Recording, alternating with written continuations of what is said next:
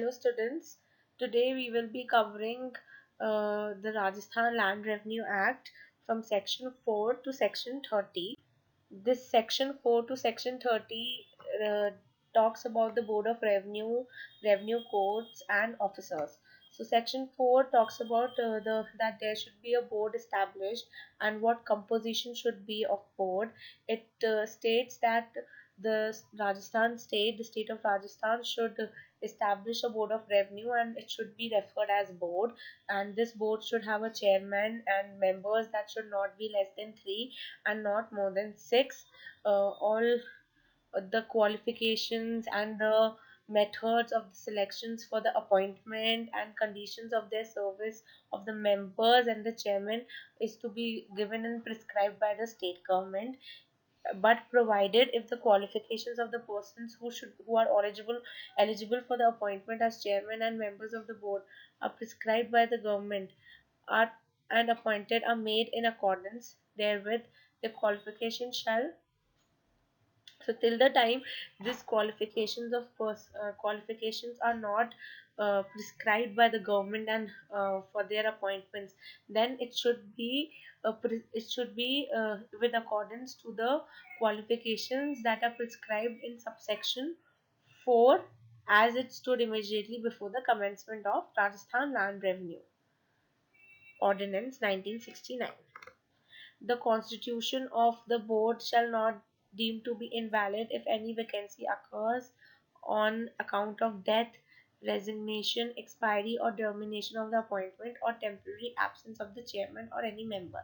So, if there is any kind of death or resignation or expiry or termination of the appointment, or there is any kind of absence of the chairman or any member, then that doesn't mean that the board shall not be deemed to be invalid. It will not be considered invalid. Then section 5 discusses about the tenure of members. So tenure means the time period till which they will be enjoying and the pleasure of the this board. So this tenure is uh, during the pleasure of the governor. So all the members of the board will hold office till the time the governor is there who has appointed this board. So it should be during the pleasure of the governor. So the board will follow all the orders and all the duties. It will perform all the powers and duties according to it provided by the government or conferred by the board, imposed on the board by this act or any other law for the time being in force. It is necessary that it should be declared that the case is a fit one for appeal. Now, subclause 2 in section 10, subject to any rules made in that behalf, the chairman may distribute the business of the board and make such territorial or other divisions of its jurisdiction as he may deem fit. So here the chairman can distribute the business of the board and can make territorial or other kind of divisions according to its jurisdiction as he thinks it is fit to distribute and divide. Now, subclause 3. Every order made or act done under subsection 1 or in accordance with distribution or division made under subsection 2. So, whatever order is made or act is made according to subsection 1 of section 10 or subsection 2 of section 10, that shall be deemed to be the order or act as the case may be of the board. So here it means that a person who is sitting singly or the chairman who is sitting for the disposable or this for the disposal or of the case or for the proceeding, if he thinks fit that he has a question of law, then in that case with reasons of recording that why he wants this reference on this question of law or on custom, can refer it to the for the opinion of the bench, and then in such case or proceeding, then it such opinion that is being provided shall be disposed of according to the opinion that is being provided. So that this in short it means that the singly sitting of board or the chairman can refer to the bench for its opinion, and according to that opinion the case of proceeding shall be disposed of. Now, Section 12, power to refer question to High Court. If any case it appears to a bench that any such question as is referred to in Section 11 is of a public importance, and that it is expedient to obtain the opinion of the High Court therein, the bench may refer the question to the that court. So here Section 12 is talking about, in Section 11 it was talking about the chairman or a single board member who is sitting singly. Here it is talking about the bench. So if there is any kind of question where the bench feels that there is a question of law or custom like Section 11, then and it requires a public importance, then in that case, if it is so expedient, it is so important that the opinion of the High Court is necessary to be obtained, then it can refer that question of law or custom to that court, to the High Court. Subsection 2 of Section 12. This High Court may, after such hearing as it thinks fit, record opinion on the question so referred, and the decision of the case shall be in conformity with such opinion.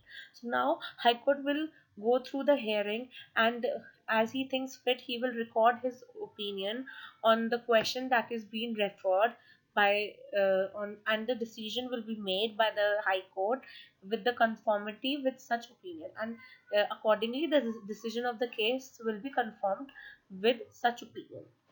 Section 13, decision in case of difference of opinion. Where a case is heard by a bench of board, the decision of such case shall be in accordance with the opinions of the majority of the members who hear it. So here, when the case is being heard by bench of board, the decision will be according to the opinions of the majority of the members. So whatever majority of the members will have the opinion, if the majority says A, then A will be followed according to the bench, where such members are equally divided in opinion, and if there is equal division of opinion as to the order to be made, in such case the case shall be referred to another member and decided in accordance with the opinion of the majority of the members, including such other members who pair it. So when the division is equal, so one another member will be referred to, and that person will be deciding, that person will be giving the opinion, and then it will go in majority of one of the opinion, and accordingly it will be decided. So whatever districts or subdivisions or tehsils or sub-tehsils were existing during the commencement of this act, with whatever locally designated name it has, will continue to be those districts, subdivisions, and tehsils and sub-tehsils as if it has been constituted under this act, unless other provisions is made in respect thereof under or in pursuance of this act, until and unless there is some other provisions made in respect of these. So in this section 20A, it gives the powers to the state government to appoint officers, which should not be less than three, so that these officers can, if there is a necessity, then so that these officers can receive and hear and dispose of appeals and revisions and references that are taken. So all the non-judicial matters that are connected with revenue, other than the settlement ones, are in control of the state government, and all the judicial matters and all the matters that are connected with settlement will be vested in the board. Now, subsection 23, subclause 2. The expression judicial matter means, so over here, the meaning of judicial matter is being given, that it is a proceeding in which a revenue court or officer has to determine the rights and liabilities of the parties. So the revenue court is determining what rights and liabilities both the parties have, and the proceeding and orders as well as appeals, revisions, and references in the case specified in first schedule shall be deemed to be judicial matters for the purpose of this act. Section 24. Subordination of revenue courts and officers. Subject to the provisions of Section 9 and 23, in all additional commissioners, collectors, additional collectors, subdivisional officers, assistant collectors, tehsildar, additional tehsildars, and naib tehsildars in a division shall be subordinate to the commissioner of such division. So the commissioner is the head, and all of these officers are the subordinate to the commissioner. All the additional collectors, subdivisional officers, assistant collectors, tehsildars, additional tehsildars, and naib tehsildars in a district. So the first one was talking about in a division. The second point is talking about the uh, the officers that are in the district shall be subordinate to the collector of such district, and all the tehsildars, additional tehsildars, naib tehsildars in subdivision shall be subordinate to the subdivisional officer or subdivision. So in this section, it is talking about all the officers uh, which are there in in this act, which are appointed in this act, and to which authority they are subordinate to. So the settlement officer is exercising all of these matters in the whole state according to the powers and that are given to him, according to the duties that are given to him, imposed on him under this act and under the law, under any other law for the time being enforced. Subsection 3.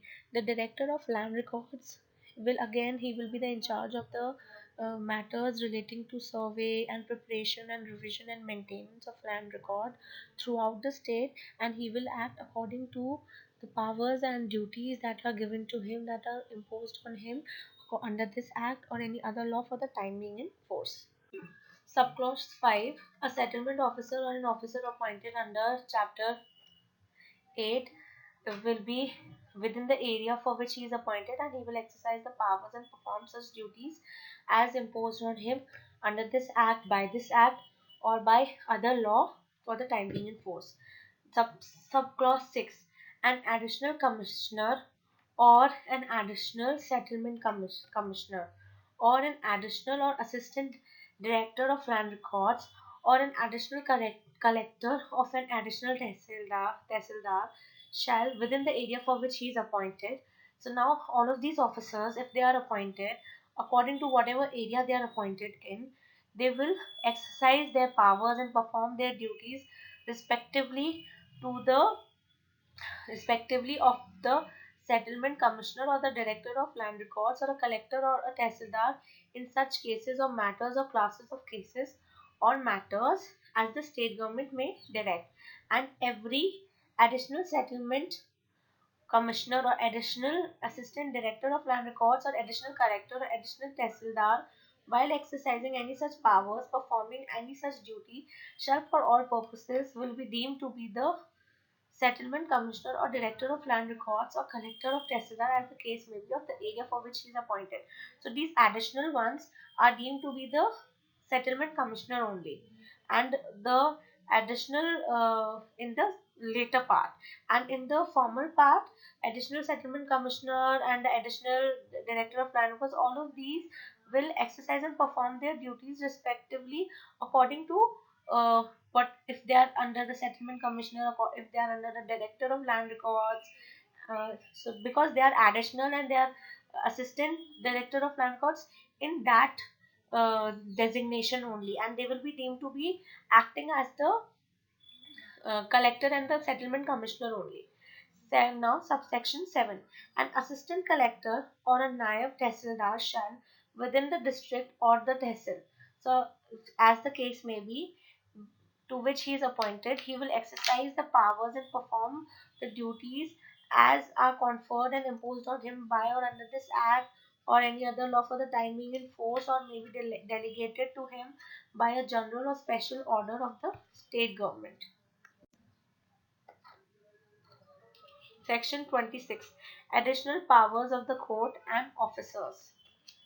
The state government may, by notification in the official gazette, confer. So the state government may, by giving notification in the official gazette, can confer first on a naib tehsildar all or any of the powers of tehsildar. So it can give all or any power to the naib tehsildar of a tehsildar, On a tehsildar, it can give all or any of the powers of the assistant collector. On an assistant collector, it can confer all or any of the powers of the subdivisional officer or land record officers or a settlement officer or a collector. On a subdivisional officer, all or any of the powers of the land record officers or settlement officers or a collector. On a land record officer or a settlement officer, all or any of the powers of the subdivisional officer or an assistant collector or a collector. On a collector, all or any of the powers of the settlement officer. On a commissioner, all or any of the powers of the settlement commissioner or the director of land records. And on the settlement commissioner, all or any of the powers of the director of the land record. So uh, this is uh, in these A to in subclause 1 from A to G, it is talking about the additional powers that the courts and officers have, the additional powers in which the state government can, by giving notification, uh, confer uh, all or any of the powers of uh, one officer on the other officer. Now in subclause 2, the powers conferred under subsection 1 shall be exercised in such areas and respect of such cases and matters or classes of cases and matters as the state government may direct. So the area will also be directed by the state government. Subsection 3. In conferring powers under this section, the state government may empower persons by name or classes of officers generally by their official designations. So this means that in conferring powers, when these powers are conferred, the state government can empower persons by name or classes of officers generally by their official designations. Subsection 4. If an officer any tehsil is in any tehsil, subdivision, district, or other area who has been invested by name with any powers under this section is transferred to an equivalent officer of the same nature in another tehsil, subdivision, district, or area, he shall, unless the state government otherwise direct, be held to be invested with some same powers under this section in such other tehsil, subdivision, or area. So, whatever other area he's being transferred to, he will be exercising the same powers that he has under this section. In so these officers were temporarily succeeding to the permanent vacancies. If there is a vacancy of permanent seats, then these officers will exercise all the powers and perform all the duties as imposed on a collector or a subdivision officer or a decimal, whatever, uh, according to the law for the timing in force. It means that if a officer is temporarily absent, then in that case, first a officer that is in the equal grade, if that equal grade officer is not there, then an officer who is superior to that grade, if superior grade officer is also not there, then an officer who is inferior to the grade. So this will be the hierarchy. So if any of it will take the charge of the officer who is absent and perform the charges till the time a duly appointed officer is not being given the office. And if any officer of an equal, superior, or inferior grade is not functioning at such headquarters or is himself also absent, the chief ministerial officer of the office, and in that case, the chief ministerial officer of the office will possess the powers of the adjourning from the time to time any matter, case, or proceeding. Then it will come to the chief ministerial officer. Section 30. Formation and alteration of Patwaris circles. So the director of land records, with the previous sanction of the state government, may from time to time arrange the village of each district in Patwari's circle and may alter the number and limits of such cities. So this means that the director land records, with the previous sanctions of the state government, can from time to time it can arrange village of each district in Patwari circles. It can ask for a Patwari circle and it can alter the numbers and limits of such cities. Thank you.